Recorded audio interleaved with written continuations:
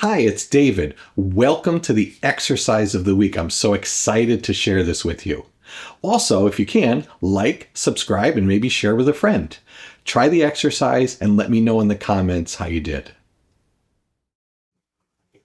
This exercise is arm circles standing. This is going to be really good to restore the function to your shoulder joints. It's also going to give you a little bit of sway when you're doing it, and that's going to work on your stabilizer muscles of your core and especially your back. So you're going to take your hands, you're going to close the tips of your fingers. We call this the golfer's grip. You want to open this up here and close it. You don't want to have a closed fist. You want to open it up as much as you can, thumbs nice and wide. You're going to start with your hands down at your sides.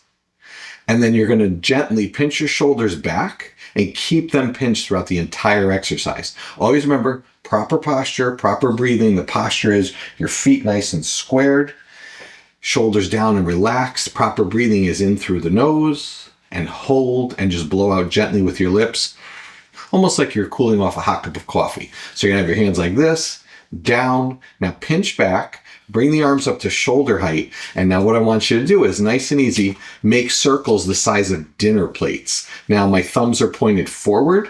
That's the direction we want to go. So you're going to go forward like this. Size of dinner plates, nice and easy. You're going to try to do anywhere from 20 to 40 of these. Don't forget to breathe in and blow. And in, hold, and blow.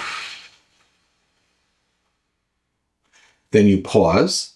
You make the golfer's grip again. You come down. You pinch the shoulders back.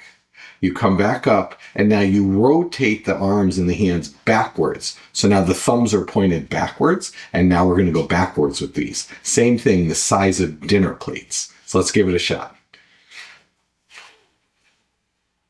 Notice that my arms are back here. They're not in front of me when I'm doing this in either position. I want the arms nice coming out of the shoulder joint from here, not out here.